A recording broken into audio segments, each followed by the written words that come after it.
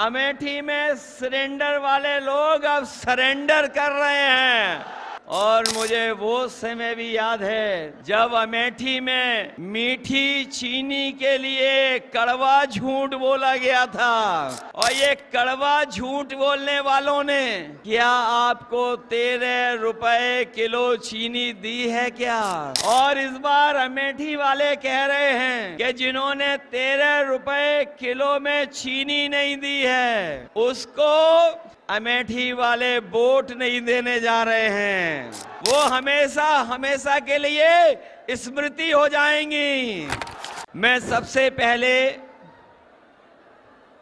इस धाम पर और इस पवित्र स्थान का सबसे पहले मैं नमन करता हूं।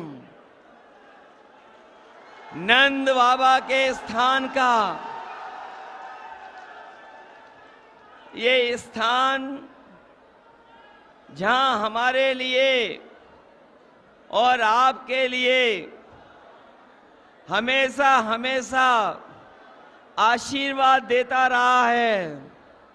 इस बार के चुनाव में मुझे पूरा भरोसा है कि इस स्थान से जो आशीर्वाद मिल ही रहा है वहीं हमारी चुनावी जनसभा में उपस्थित सभी लोग इस बार आशीर्वाद देकर के कांग्रेस पार्टी के प्रत्याशी को न केवल जिताएंगे बल्कि ऐतिहासिक वोटों से लोकसभा में भेजने का काम करेंगे।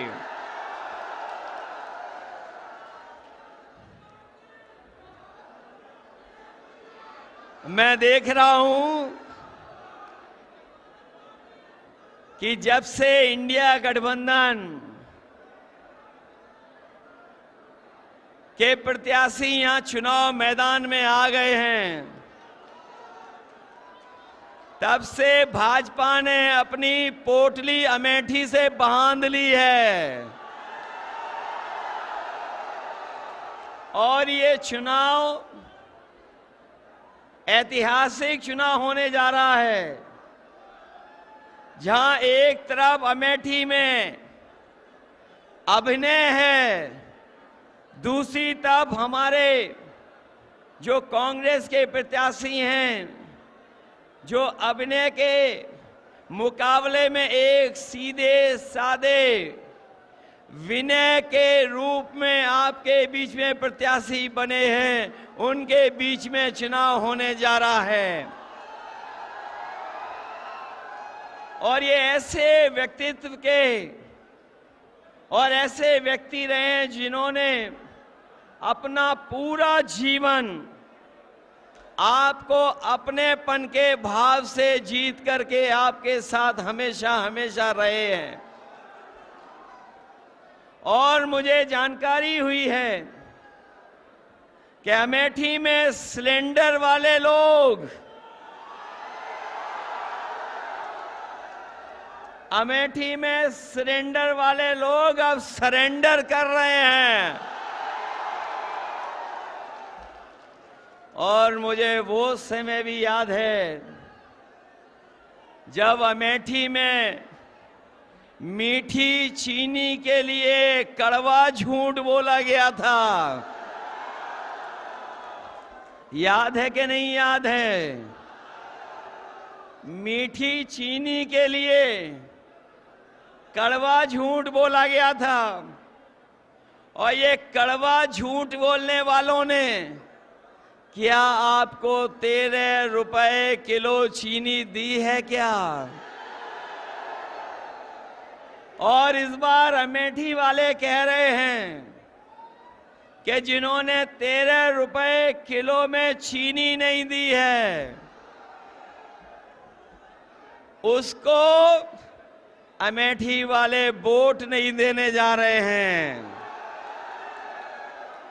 वो हमेशा हमेशा के लिए स्मृति हो जाएंगी। ये अमेठी की आवाज दिल्ली लखनऊ तक पहुंच रही है। और मुझे तो ये लगता है कि जब से कांग्रेस और समाजवादी पार्टी साथ आए हैं, गठबंधन बन गया है, उन्होंने अपनी बंबई वाली टिकट कटवा ली है और वो घबराए हुए हैं। ये एक पे एक नहीं है, ये एक और एक 11 होकर के मुकाबला कर रहे हैं हम लोग। और जब एक और एक 11 हो गए हैं तो भारतीय जनता पार्टी वाले 9-2-11 हो जाएंगे। बताओ 9-2-11 हो रहे हैं कि नहीं हो रहे हैं? और इन बीजेपी वालों की हर बात झूठी निकली कि नहीं निकली? इनके वादे झूठे थे कि नहीं थे? ये वही भारतीय जनता पार्टी के लोग हैं। याद करना किसान भाइयों, आपको अपने हक, अपनी पैदावार की कीमत के लिए आपको दिल्ली तक में जाकर के धरना देना पड़ा था। किसानों को उन्हें तकलीफ पहुंचाने के लिए इन्होंने सड़कों को बंद कर दिया था, सड़कों पे कीलें लगवा दी थी, ट्रैक्टर को, गाड़ियों को डीजल पेट्रोल नहीं भरने देते थे। लेकिन हम अपने किसानों को बधाई देंगे कि उन्होंने परवाह नहीं की और दिल्ली जाकर के दिल्ली घेर लिया और तब तक बैठे रहे जब तक काले कानून वापस नहीं हो गए। ये काले कानून के बहाने हमारे किसानों की पैदावार को लूटना चाहते थे, उनकी जमीन को कब्जा करना चाहते थे। ये काले कानून तो चले गए हैं, लेकिन अभी हमारे किसानों को जो उनका हक, जो अधिकार मिलना चाहिए था, वो सरकार ने नहीं दिया है। इस बार इंडिया गठबंधन और समाजवादी पार्टी ने तय किया है कि 4 जून के बाद जब सरकार बनेगी तो अपने किसानों को एमएसपी का कानूनी अधिकार दिला करके किसानों को खुशहाल बनाने का काम करेंगे। न केवल खुशहाल बनाएंगे उन्हें, बल्कि उनकी पैदावार से लेकर के अगर हमें किसी भी तरह की उनकी मदद करनी पड़ेगी तो इंडिया गठबंधन और समाजवादी पार्टी और कांग्रेस पार्टी मिलकर के अपने किसानों को सम्मान दिलाने का काम करेंगे। ये नौजवान अभी भूले नहीं है पेपर लीक। क्या आप लोग पेपर लीक भूल गए? कोई परीक्षा इस सरकार में हुई, सब परीक्षाएं रद्द हो गईं और लीक के बाद लीक हुए पेपर, सब पेपर लीक करा दिए। कोई एक पेपर लीक नहीं कराया, 10 से ज्यादा पेपर लीक कराए। और ये paper leak Bharatiya Janata party ने जानबूझ के कराए और इसलिए कराए कि उन्हें नौकरी न देनी पड़ जाए। मैं नौजवानों से कह करके जा रहा हूं, ये केवल आपके नौकरियों से खिलवाड़ नहीं किए इन्होंने आपके भविष्य और 1/3 जीवन से खिलवाड़ की है। इसलिए जहां किसान तैयार है वहीं हमारा नौजवान भी तैयार है। आप तैयार हो कि नहीं हो? तैयारी से इनका मुकाबला करिए, क्योंकि आने वाले समय में आपको सम्मान का रोजगार तो मिलेगा ही मिलेगा। और जो अधूरी नौकरियां पड़ी हुई हैं, खाली पड़ी हुई हैं नौकरियां सरकार की, सब नौकरियां भर करके इन नौजवानों को सम्मान का रोजगार और नौकरी देने का काम कांग्रेस और समाजवादी पार्टी करेगी। इसलिए आपसे हम निवेदन और अपील करने आए हैं। 4 चरणों का चुनाव खत्म हो चुका है, 4 चरणों का चुनाव खत्म हो गया है। और जब से 4 चुनाव खत्म हुए चरणों के, बताओ भारतीय जनता पार्टी चारों खाने चित्त हो गई है कि नहीं हो गई है? इनका रथ धस नहीं गया है, फंस गया है, अब निकलने वाला नहीं है। बताओ इनका रथ धस गया, फंस गया कि नहीं? और जो लोग 400 पार कह रहे थे, बताओ नारा भूल गए कि नहीं भूल गए? और सही मायने में जनता जानती है 400 पार का मतलब हुआ, ये 400 पार जो नारा दे रहे थे, ये भूल गए नारा के नहीं। और ये 400 पार इसलिए दे रहे थे क्योंकि 543 लोकसभा में ये 400 नहीं जीत रहे हैं, 400 पार, इसका मतलब 143 सीटें केवल जीत रहे हैं। ये जो 400 पार वाला नारा दे रहे थे, वो 400 के बाद जितनी सीटें हैं उतनी जीतने की बात कह रहे थे। अगर लोकसभा में 543 सीटें हैं तो 400 हटा दोगे तो कितनी सीटें बची? 143। लेकिन देश की जनता ने तय कर लिया है, 140 करोड़ की जनता ने तय कर लिया है कि इस बार बीजेपी वालों को 140 सीटों के लिए भी तरसा देंगे। बताओ, ये संविधान बदलना चाहते हैं कि नहीं बदलना चाहते हैं? ये संविधान बदल करके हमारे आपके हक को छीनना चाहते हैं, ये हमारे आपके अधिकारों को छीनना चाहते हैं। जो लोग संविधान बदलने को निकले हैं उन्हें बताओ, बदल दोगे कि नहीं बदल दोगे? बदलोगे कि नहीं? आप लोग घबरा तो नहीं जाओगे? डर तो नहीं जाओगे? अपने बूथ पे तो पहुंच जाओगे ना? सोचिए, कभी हमारे साथियों, आपने कभी सोचा कि जो इन्हें सबसे बुरे लगते थे लोग, कभी सोचना जाकर के बीजेपी वालों को जो लोग सबसे बुरे दिखते थे, आज बताओ उनसे झुक करके सहयोग और मदद मांग रहे हैं कि नहीं मांग रहे हैं? ये हमारे पिछड़े समाज के लोग क्या पिछड़े रह जाओगे? क्या आपको समझ में नहीं आ रहा? क्या आ रहा है समझ में सब कुछ, क्या नहीं आ रहा है? बताओ, बीजेपी वालों ने कितना बदनाम किया था समाजवादियों को, याद है कि नहीं याद है? और आज उनके सामने ये झुक गए कि नहीं झुक गए? क्या मुझे नाम लेना पड़ेगा कि जिनके सामने झुक गए ये? आप बात समझ गए कि नहीं समझ गए? जो हमारे विधायक थे उनके सामने झुक गए कि नहीं झुक गए? बताओ, उन्हें झूठा फंसाया कि नहीं फंसाया?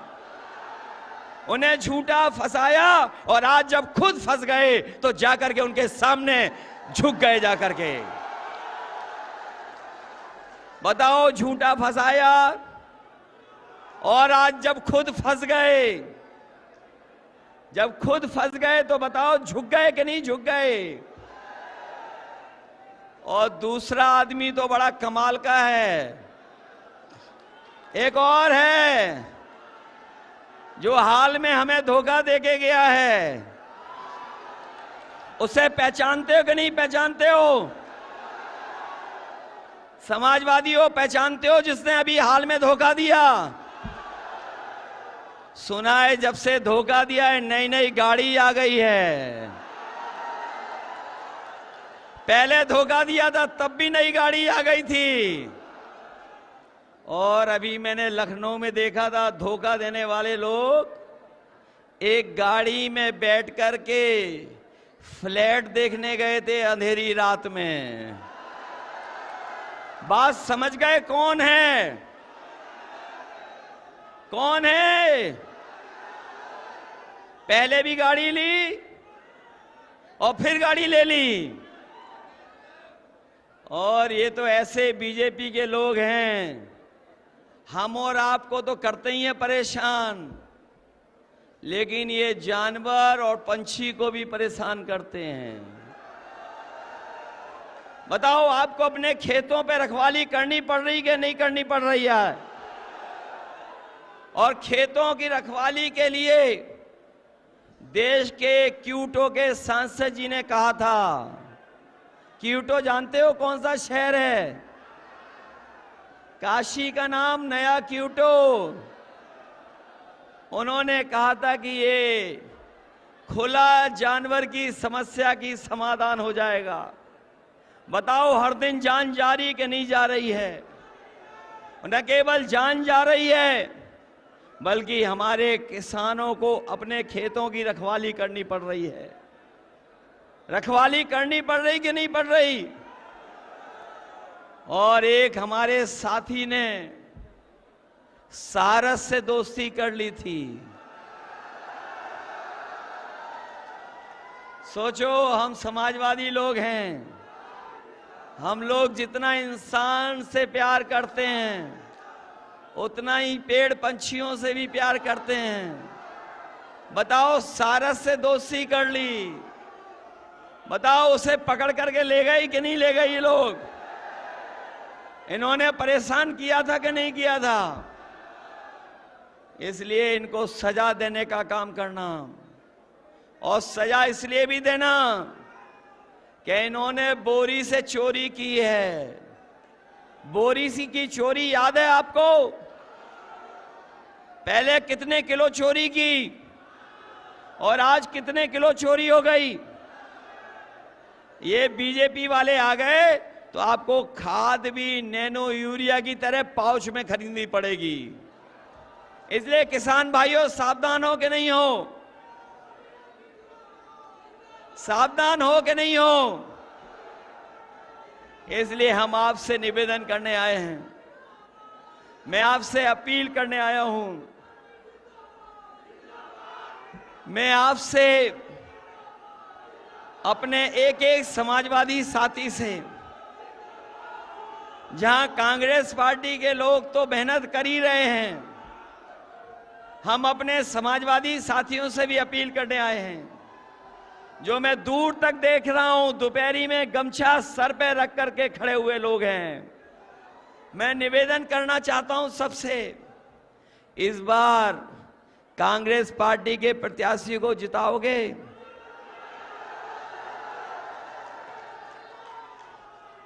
ये बूथ लूटें और नोट का धोखा दें तो घबराओगे तो नहीं ना?